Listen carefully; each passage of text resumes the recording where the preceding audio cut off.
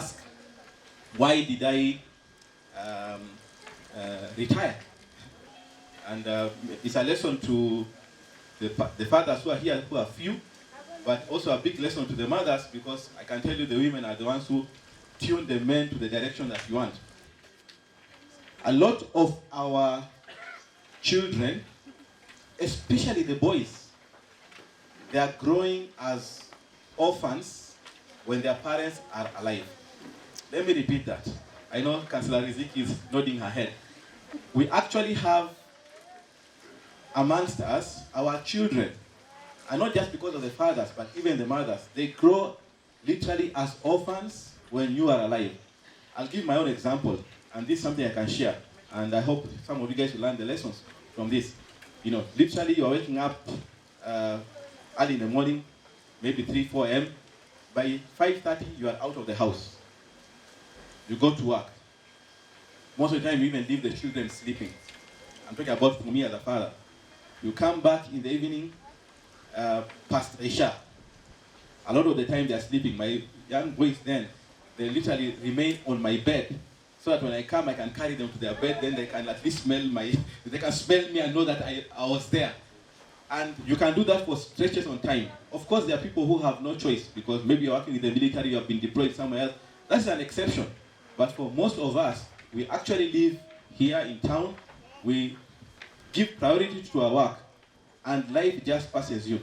I found out my daughter wanted to had a guy. I won't go into the story. That was 2018.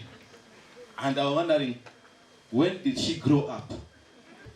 One thing I can tell you guys is, and this is something I'll probably try and cut the speech short, is that the moment you have with your children, for all of you guys who are here parents, is extremely short and precious.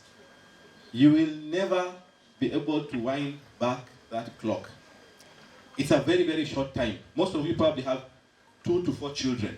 If you have 2 to 4 children, maybe some of them are very young now, maybe the oldest is 8. I'm talking about for those, if I could wind back time, I'll be a bit apparent that way. You literally have about 10 to 15 years with your children. After that, they're out. And you'll never have that time again. Dr. Warshaw, whom most of you guys know, and I can quote him because he told me this. He told me, Dr. Kalebi, I like what you are doing. You are really helping us. You are really helping our patients, the community. But don't become an ATM to your children. Don't become an ATM to your children. Because what happens is you really are looking out for the money. A point reaches that the children, all they are doing is, Baba, here is a card. Basically, it's like a card. Slot in, give the money. He says, when he looks back, his children went to study boarding schools, good boarding schools, went abroad, and he had no connection with them. And many other doctors have told me the same thing. One doctor, who is a very, very famous professor in the States, divorced twice. Now he's married the 3rd time. He keeps telling me, look, if he had a way to wind back, he will give up everything, all the titles, all the papers. You know, for us medics, how many papers have you published? All the fame he's gotten, so he can go back to his first marriage and be able to have more time with his children. Because, as somebody says, the one thing that people regret the most when they are on their deathbed, and that applies to everybody. Actually, 2 things that you regret the most, but the one which is most relevant now is you wish to spend more time with your loved ones. Why am I going into all that?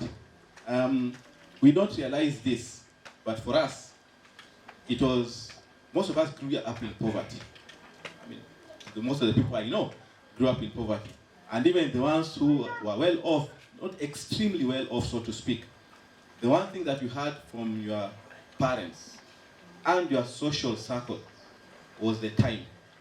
I have a neighbor of mine who is quite old, he's a doctor actually, keeps telling me there are 2 things you can give your children: presence and patience. Your presence, in other words, are you there for them? And your patience. Patience means your time, listening to them. We completely lack that for our children.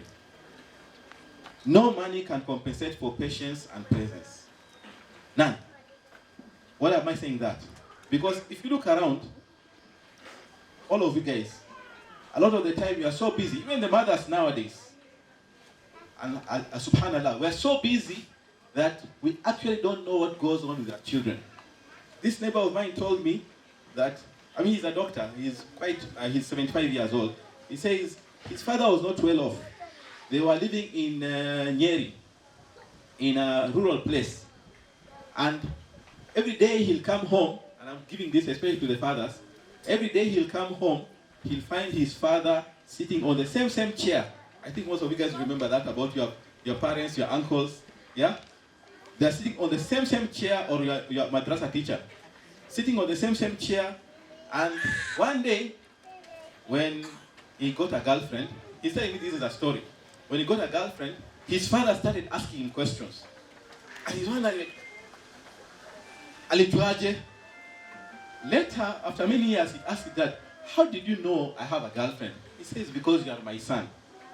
I could see the way you walk home.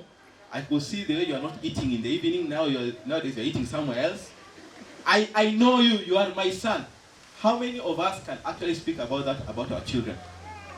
For you who are having your children right now at school-going age, this becomes a platform. This becomes a forum for you guys to be able to have better parenting.